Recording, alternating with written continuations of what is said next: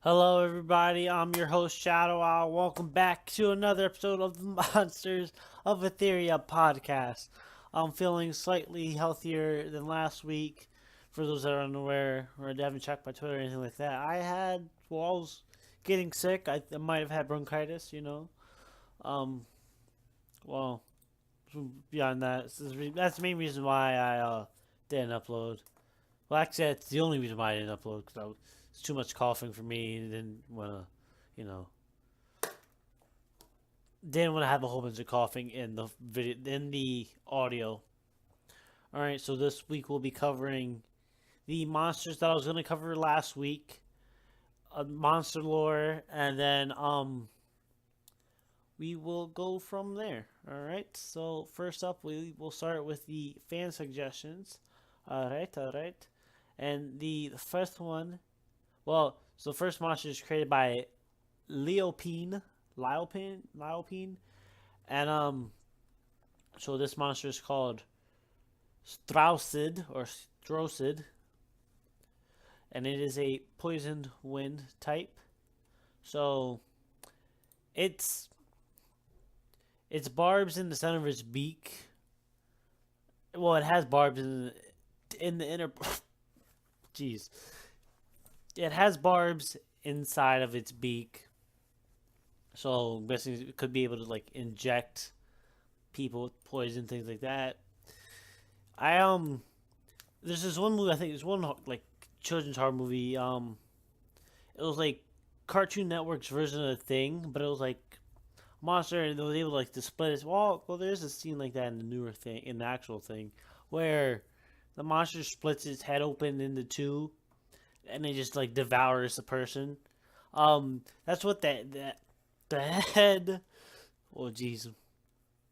That's what the head of this monster is like, where it pretty much it has two. It seems to have two faces, but it's only connected to one head. So like maybe it has. I'm guessing it has one like one side. So let me just. So what I can see being is it could have like two two separate heads, and I'm not two separate brains, which those little ears at the top could be brains, or it shares a brain, and each part of the body controls two separate parts, or it could just be one monster. Jeez, I'm really trying to hold back my coughs. Or it could be just one monster that like is able to split its face open into two. All right, all right. The next monster is created by Edmund, and it is called Telefision, Telefision, and it is a water electric type. So it has ability similar to Swift Swim. It has ability similar to Swift Swim, where it gradually gains speed in the rain. And so part of the idea for this was that corporal darkness helped come up with the idea of it, so making its mouth take up like the entire part of the entire screen, and majority of the design of it was actually winged on the spot, but like the screen itself was and the satellite on the back were had a couple of color swaps. Um, so when I was looking at this, it's not very often you see like monsters. Give me a minute. It's not very often that you see monsters with like two bodies in which like the mouth is a separate body. Well, from my understanding, either yeah, since that's the eyes and the mouth is right there, then I don't know where. Oh, never mind. All right, I was misinterpreting this. So um, so you pretty much how because this monster is turned to the side, you don't get to see its eyes, but the mouth itself is a separate eye. Not the mouth itself covers the whole entire face. I understand this. So maybe like these yellow things on like the side part of the mouth could be the eyes. That'd be pretty neat. And then guess it has I guess it'd be like more like a seeker monster. Well, so the satellite could be like a detection, like a radar, so it'd be able to find enemies and take them down, or it could be like use electric type attacks, or both. Who knows? All right, all right.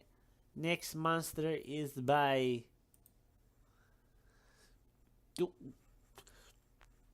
Next monster is by Ghosts That Haunts. All right, all right. It is called Regomnia, right? Regomnia. It is a wind/dark type.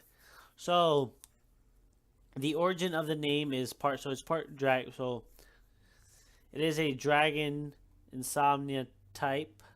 Well, not it's a dragon insomnia origins for it. So it's able to. Well, it's a flying. So it's a flying creature that likes to attack people in their dreams, or people that are sleepy or tired, something like that. So that's where the insomnia part of it comes in. It would be a fast and physical attacker. The idea was it to be faster than Skimra, but slower than Farival.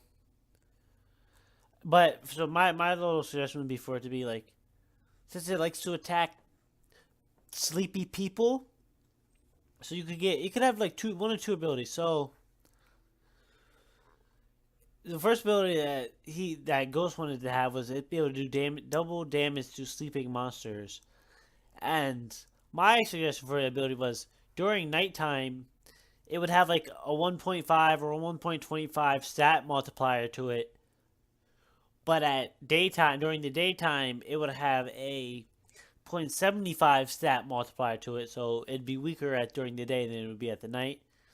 You know, I do like how. So so as you can see, the monster itself, does have an external it's exoskeleton, which you can see the bones on the outside, and it does appear to be part fish. Not part fish, but like fins, I guess you could say. Hold on, it does have the like fins and things like that. So you know, having water type moves wouldn't hurt unless those are like scales. And my apologies. All right, good stuff, good stuff. That appears to be it for the fan suggestions. So we're gonna move on to monster lore. So the first monster, well, the only monster we're gonna cover here today is Avian. Avian is inspired by an alien duck. So for those that were here during the beginning of the podcast, or like any time at all, or even right now, you could go back to the old episodes. I mentioned like my idea on how, since we're not, my interpretation is Etheria is not on Earth. Etheria is a whole different planet, a whole different bunch of monsters, and we were sent there for like as a negotiation to not have them constantly attacking us. Okay. Um. So even though technically Earthlings are also aliens to Etheria, I feel like Avian is also not native to, what's it called? Not native to Etheria as well, so it would be also an alien to the planet. Um, so it is, since it is inspired by a duck, is able to fly. Actually, let me finish that. So it's able to hover more or less, even though, and yes, it has the ability. It can learn the ability to hover, but so when you're not, when Avian isn't like jumping or anything like that, its legs enter its body. I don't know how you want to word that. Go into its side of its body, and it sort of just hovers there, and it has a little symbol on its chest that I wanted to ask what it was. What's it called? I wanted to ask what it meant, if it like meant anything in particular or anything like that. But I forgot to. But it does have a nice little symbol in there. When you are jumping, when you jump or when you're falling, something like that with Avian, its legs exit its body, and just like it's sort of like it's panicking.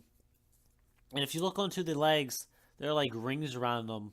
I don't know if ducks have these rings or not. I'm not. Again, I'm not that much of a well-informed person. They might. They might not. Who knows? But it makes me wonder. Like maybe it was an off.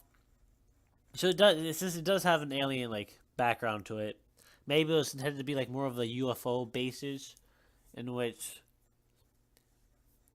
I don't it the concept of the UFO raise like kidnapping people through like beams could be inspired by an avian race in which its legs are beam like and are able to the word was retract. I don't think of it, are able to retract back into its body.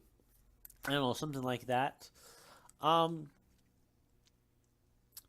but yeah, that's kind of. Oh yeah, and so since avian is like an alien creature, and it wasn't. It's not sent here to like destroy the planet or anything outrageous like that. It's sort of there for data collection. It its leg. I feel like its legs are able to suck. Not no. So if avian would ever mutate, I feel like it'd be like a bigger UFO based thing. It'd be able to absorb the data, like absorb organisms and substances on Etheria, and take it back to its people, so they can, get better, be a more advanced race, all that good stuff. Anyways, that's it for the monster lore. Um, I because Christmas, not Christmas, because holiday break is coming up soon. I will be doing a special thing um over during the course of that, so make sure you guys check that out. Um I'm trying to work on getting something done. I'm trying to get something special out for you guys also, for like my fans or new fans or people that just watch my content in general. I'm trying to get something special arranged as a little thank you to you guys, because honestly, if it wasn't for you guys, I probably wouldn't be making YouTube videos anymore. I might not be playing Roblox anymore or anything like that. Um, and I would lose contact with some of my friends. So I just like to thank you guys. I just want to have some way to thank you guys for all your support. You know, so I'm working on getting that arranged. Anyways, I'll see you guys in the next episode. Ciao.